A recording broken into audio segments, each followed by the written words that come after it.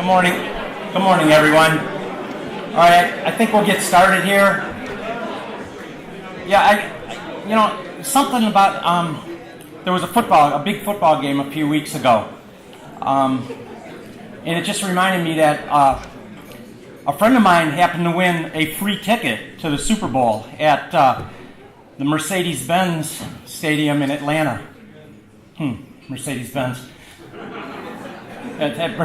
There's something about that, I remember. Anyways, so my buddy won this free ticket to the Super Bowl, and he was really excited. He couldn't wait to get there. So he gets to the stadium, and just like any other free thing, right? He's way up in the rafters. He could hardly see the field.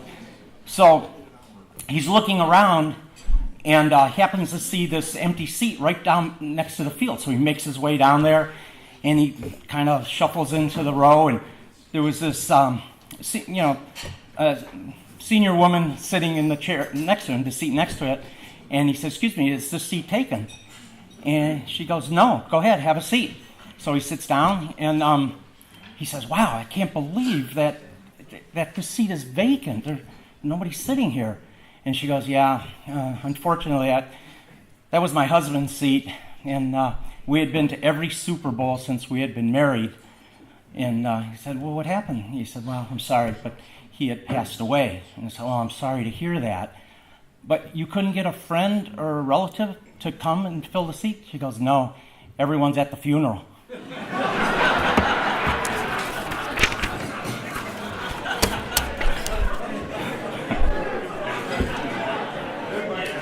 Okay, that was all right? We're off to a roll here. All right, that's good. Okay. Good morning, everyone, and Happy New Year. Happy New Year to everybody. Thank you very much for coming. Welcome. This is our first general membership meeting for this year, but it is the 43rd straight meeting that the NCRO has had. So thank you once again for coming.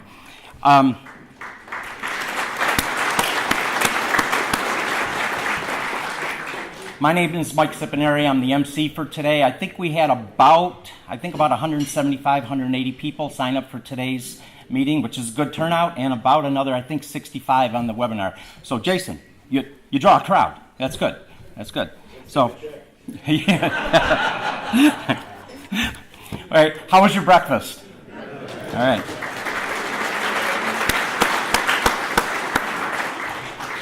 As always, thank you to our friends here at San Marino. We've been coming, I can't even remember, I was trying to remember this morning, but I think we've been coming here about 7-8 years. Okay, and they're always good to us. And thank you very much to our wait staff for their very courteous and efficient service.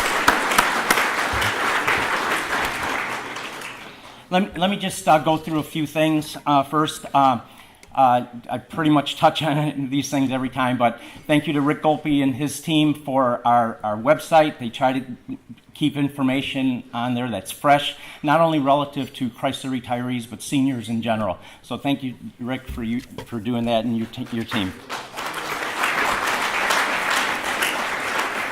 And also, under the Members tab, you have the ability to go in there and change some of your contact information, telephone numbers, addresses, email addresses, and things like that.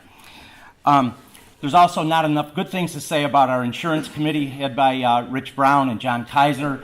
I mean, if any of you have ever had, and maybe this is really a silly question, but if you've ever had any issues with Benefits Connect or WageWorks, everything's smooth, right? Yeah, right. The guys on the insurance committee, we just refer people to them, and they just they field those questions. And not only for NCRO members, they've even done things for non-NCRO members and bargaining unit people. So that's a good thing. See, the management thing just never ends. The insurance committee, they've been running 2 seminars a year. The next one is May 9th. It's May 9th, and I think one in September, right? Probably the date not yet. Okay, so May 9th, just keep that on your calendar, Insurance Committee Seminar. If you have any questions, you know our website, ncro.org. There's a contact telephone number on there. If you have issues or questions, you can either write an email into the website or call this telephone number, and that number is always referred to us, and we try to field every one of them. And if there's insurance questions, they go to the insurance committee. If there's dues questions, they go to me. So So feel free to do that. Just real quick, we are moving offices. We've been in this office probably about 9 years. It's in Bloomfield. We're moving offices as of March 1st. But nothing, the address changes, the physical address changes, but the telephone number, the contact information all stays the same. So for most of us, it should be pretty transparent. So, and we'll probably get more information on that as we go. So telephone number stays the same. Remember, as a member of NCRO, you are automatically a member of the NRLN, National Retirees Legislative Network, which is a lobbying a group. So we are kind of under that umbrella, so to speak, kind of, sort of. And so sometimes you'll get messages from NRLN to, pay, and you can, it's totally voluntary, but just remember, as a member of NCRO, you're already a member of NRLN. If you have any other Chrysler retiree friends that are not a member of NCRO, please encourage them to join the NCRO. Please continue to support our retiree-friendly dealership program. These are dealers that have signed up. They advertise on our website. They're a source of revenue for the NCRO, and they're also it's a way for us to support the dealership and to support FCA. So please do that. We do have a representative from Bill Galling, Chrysler Dodge Ram. Did you guys want to say anything? Pardon?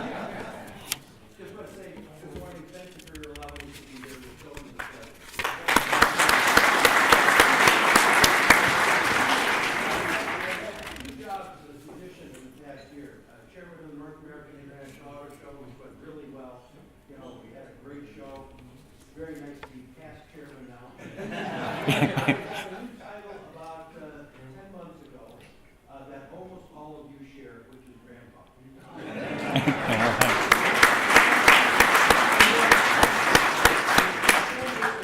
Girls, and they're finally getting a little rest. Yeah, we put the picture up. Anybody wants to see it? Yeah. And Joe Elston, here, our general manager. All right. Thanks, Bill. Thanks, Joe, for coming. Appreciate that very, very much. And to all of you, thank you for paying your 2019 NCRO dues. Thank you very much for paying that on time and promptly. For those of you that haven't paid promptly or otherwise, there is another invoice going out at the end of this month. So just, stay tuned for that. I appreciate that. Also, thank you to everybody who continues to voluntarily contribute to the CAF. As you know, that's a voluntary contribution that kind of gives us a fund if we ever need that to pursue things. I'll just leave it at that. So, and the last thing, these meetings were on a triennial basis now, 3-year. We used to be quarterly, so now we go 3 years. So this is the first one for this year. The next one is May 15th? May 15th here in the San Marino Club, and then the third one will be in October. So 3 a year. Okay, with that, let me just quickly go through our agenda for this morning. Following me, there we go. Okay, that's pretty much what I got on the paper. That's good. Okay, well, kind of, sort of. Jim already talked about the SEMA, so thank you for doing that, Jim, and bringing us up to date on that. Jay Kuhnie, our NCRO president, will come up next, bring us up to date on any of the new news and information relative to Chrysler and seniors in general. And then our keynote speaker, Jason Vines, will be speaking to us. And then we'll follow that with a Q&A, and we should be out of here, I'm guessing, between 12:15. So with that, Jay.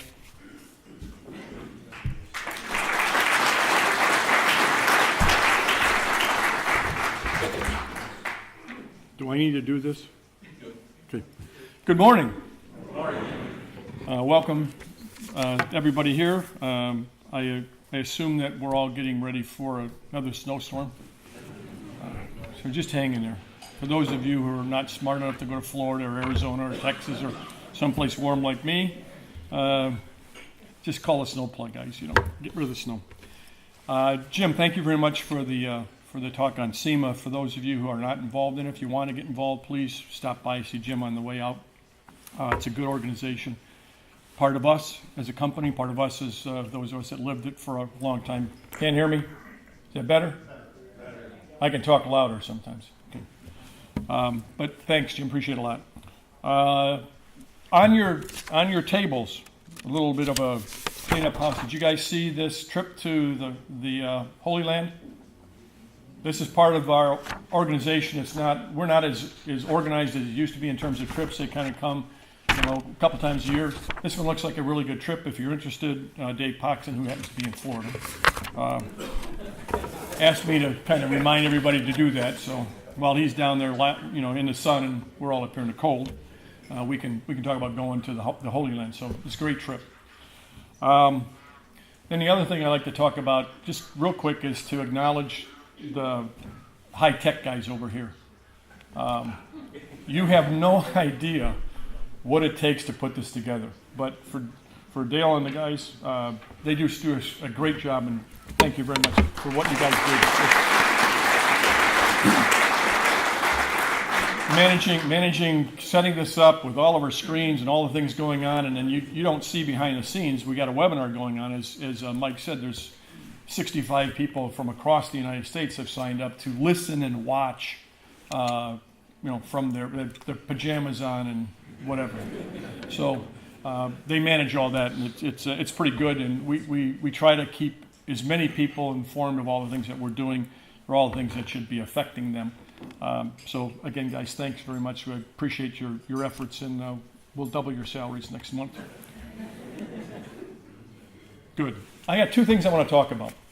First of all, I want to talk a little about the FCA annuitization through Prudential. Anybody in here affected? Okay, not many, but I want to talk a little about annuitizations and what's going on and what we think may be going on, and just a little bit about that. Then I want to talk a little about the NRLN Washington Fly-In, which is on Monday and Tuesday of next week. What we're going to do, what we're trying to attempt to get Congress to do, and we'll talk a little more about that. But interestingly, when Mike talks about the NRLN, and we've said this before, I wouldn't tell this, and hopefully nobody from their group the major group is listening, but we sort of oversee that group. There's several of us on the board of the NRLN, and Deb Morissette, who probably is not on the board but does more work for the NRLN than anybody in the NRLN, goes through every bill that affects seniors, whether it's on health care, whether it's on pensions, and she reviews every bill that comes in the Senate or the House, and then does a white paper on those bills, and then sends them up to the LAPC, which is a group within the organization of the NRLN that votes on what the priority is and what we work on. Huge job. And Deb, we appreciate all that, because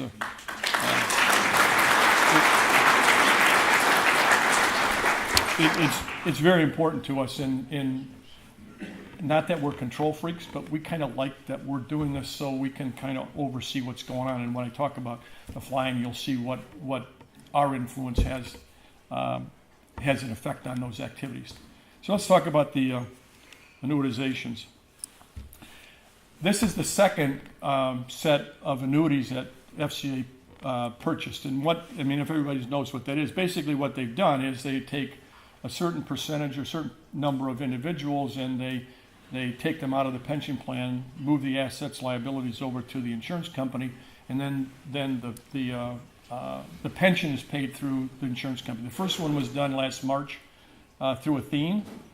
There was about 23,000 in that range of salaried retirees that were moved over, and they were anywhere from up to $1,000 a month pension for the FCAP people, and FCON, if anybody knows what that is or involved in FCON, that was up to $500.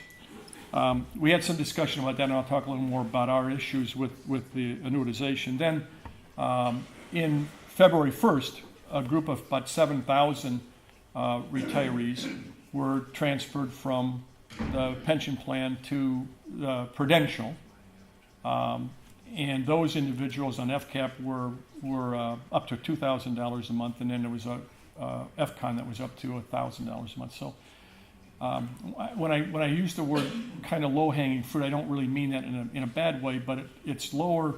It's what they're trying to do is eliminate paying money to the PBGC on premiums, and they balance what they can do in terms of how much the cost of the pension is versus how much they have to pay for the premiums for the PBGC. Let's talk about what we know about annuities. First of all, they've been around for decades. In fact, if you go back and look at some of the federal regs, 1995 was the first reg I could find that was written about how to do annuities, and it lays out what should be done, how the company should look at those things. So that's been 20 some years ago, obviously. And we all know they're legal. It's not anything that is wrong. In fact, Verizon is last year, maybe just a couple years ago, Verizon picked 41,000 people out to annuitize, and Verizon, the retirement group, actually sued Verizon with the federal government, and what transpired in that was kind of a no decision in terms of whether they could do partial annuities. Basically, the no decision was it wasn't wrong or it wasn't right, but it's going on. So in reality, because of that decision, it's all legal to pick out and choose and how they wanted to do that. So from a legal perspective, that's not an issue. However, we do have a few concerns about the annuity process. First of all, it's a unilateral decision by the company with no input or no acceptance from the retiree. So you have no choice. It's just you're chosen and you're one of those. That's a bit of an issue that we have. Another issue is untimely notification. I mean, the people that were annuitized this year got a letter about the middle of January that, oops, you're annuitized, and February 1st your check's coming from Prudential, not from State Street, so to speak. So we think there needs to be a little more information earlier on when this happens.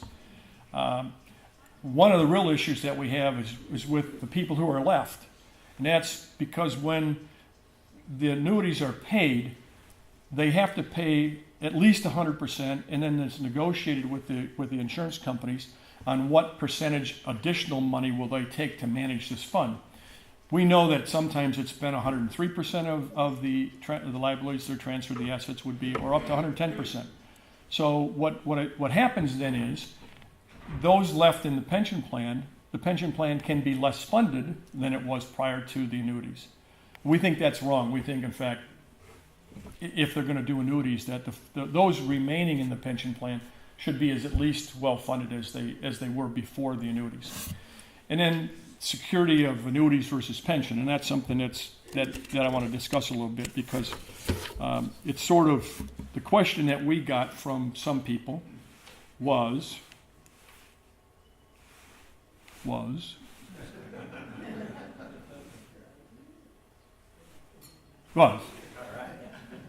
okay, are we better off with a pension or with an annuity? And that's a big question, so those who are annuitized, am I better off being in or out? Not on a slide, but one thing I'll say to you, but I'll do it at the end. Pensions are protected by the PBGC, so it's a government agency that protects them. We've all heard about that. We've talked about that. But it doesn't guarantee 100%, because it depends upon the level of funding at the termination level, when the pension plan is terminated. It depends upon a lot of things. It's a very, the dollar amount is based upon a very complicated calculation of funding levels and all those sorts of things like that.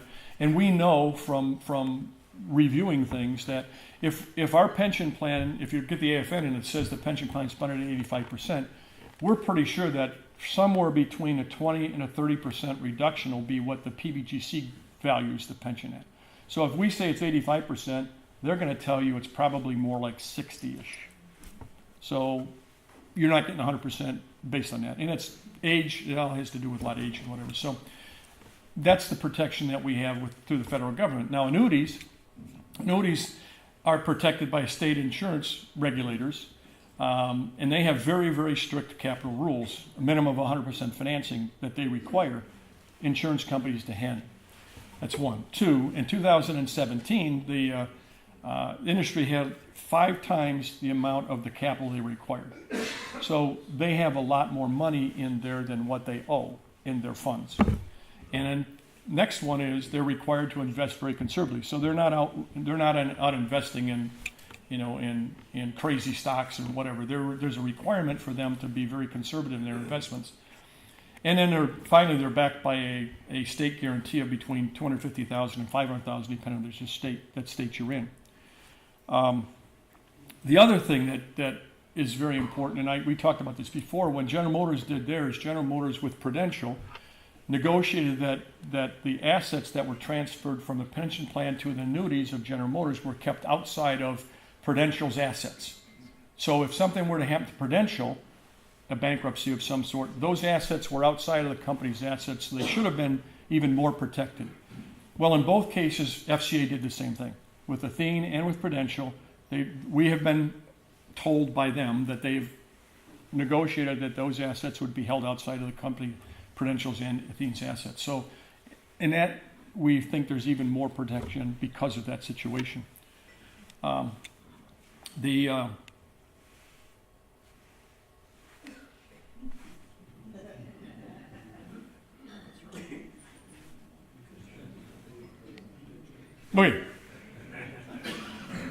In 2016, I read this as a 60 or 70 page report done by NOLHGA. Anybody know what that is? Test. National Organization of Life, Health. No, National Life. Keep going. Insurance Guarantee Association. Okay? Anyway, in 2016 they had this big report, and obviously it's done by the insurance company, so it's a little bit of the fox in the hen house. But they said from the period of time between 2008 and 2015, not a good time financially for a lot of places, 931 pensions terminated and went to the PBGC, with affecting 560,000 retirees. In that same period of time, no insurer with active unsatisfied annuities had an issue. So 931 pension plans went upside down. No annuities went upside down in the same period of time. So the answer sort of to me is, I don't know. Okay? I don't know. However, I do know that when you look at a Prudential, for instance, and you look at their track record in business and what they've paid for the years of doing annuities, and then you look at the history of Chrysler, FCA, whatever, I don't know. You decide what you think, but anyway, that's just kind of a recap on what's going on. If you want to talk more about it, I won't say a PhD in it now, but I think I've got a master's degree in annuities and whatever. So if you want to talk a little more about it, if you're affected or think you may be. The bigger question, I haven't asked this question, and I will ask it. Okay, what's next? Right? I mean, is that what's on your mind? What? There's about 9,000. I'll say it went 23 the first time, 7 the second time. There's about 9,000 salary retirees still active in the pension plans. Certainly there would be the higher paid people because they started lower and up. What's next? We have been told that there's no current plans to annuitize the rest of us. Who knows? Track record would suggest maybe there might be, but stay tuned. I will tell you that we do have a relationship with them, that they have given us some early information about these things, which they've asked us to hold confidential, and so we have a good enough relationship right now, I think, with them that we'll find out some things that are going on, if in fact they are. But currently there are no plans to annuitize the rest of us, but I would say stay tuned. Now, last one. September 25th and 26th. I'll go through this relatively quickly. 9 of us are attending, 9 NCRO members are attending. It's probably about a third of everybody that will show up from the NRLN. First day, we have a board meeting in the morning. 2 of us are on the board of the NRLN that will be there. Dana Oliver, people know Dana. She was one of our attorneys and ran Realty and whatever. We review a bunch of the advocacy issues that we're talking about. getting ready for the second day meetings where we go on the Hill and we meet with our senators and our House of Representatives and other groups. The three things that we're focusing on, and I'll only use three because there's four, but we're not going to focus on the fourth one. We, the NCR people.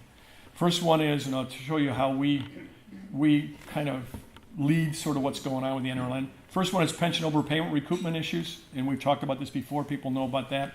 We have some real issues with things that we want, and we're getting close with some of the key senators and House of Representative groups in terms of what we may be able to do to overcome this recoupment issue. Second one is what we call pension plan de-risking, which is the annuitization, taking your pension plans and annuitizing them. And the third one is other things that is important to us, which is reducing cost of prescription drugs.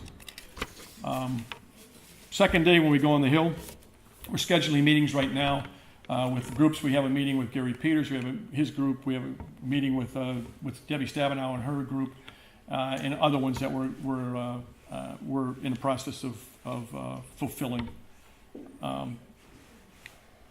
Personally, also Chris Dearda. I don't know if anybody remembers Chris Dearda. He was on our board and whatever. Chris is an emeritus member of the board still. He's in Atlanta, moved to smart Atlanta, warmer country.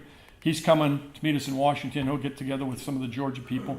Ray Pasternak's living in Florida, and he's got his Florida group together.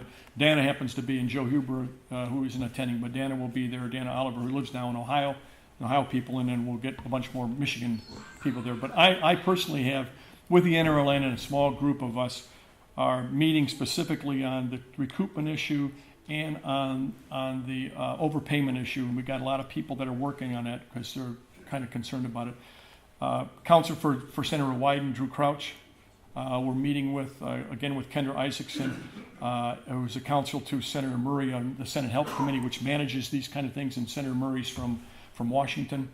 Beth Bell is a counsel to Senator Cardin, who's got a bill in Congress right now that we want to talk about. Kevin McDermott, who's a senior advisor to Representative Scott, who's the chair of the Education and Labor Fund, which on the House side manages the stuff, the pension that we're working on. And then Kara Getz, who's the counsel to Representative Neal, who's the chairman of the Ways and Means Committee, which is in charge of all of this stuff. So we've got the right people that we're sitting down to talk to, and we have their ear because there's a lot of them that are saying, this is wrong, we've got to fix some of this overpayment issue and whatever. The overpayment, I'll tell you real quickly, the overpayment issue should be really easy to do because in reality, and remember the overpayment, does people remember that? So I don't have to go over what overpayment means. It means that you've been audited and found out that what you were told you were going to make on your pension was, oops, we made a mistake. Now we're going to change that pension and you owe us back because we overcharged you for 15 years and you owe us back $35,000 in the next 18 months. We all go, that doesn't seem right. It doesn't seem right.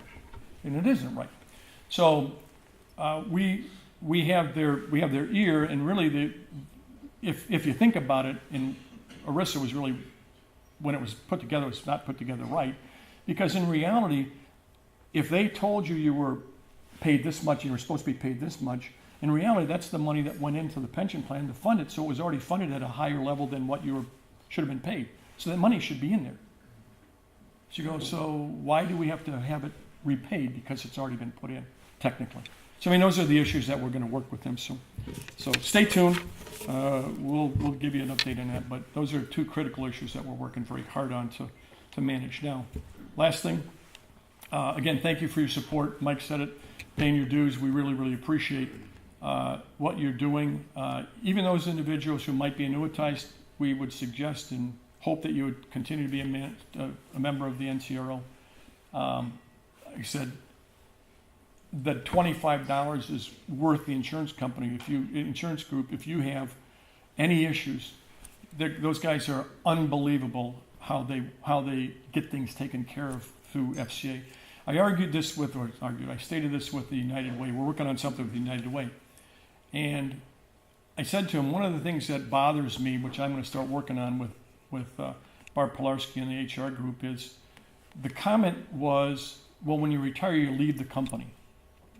And that really stuck a nail in my chest. I didn't leave the company. I just changed to retiree from employee. I still bleed Penistars, excuse me.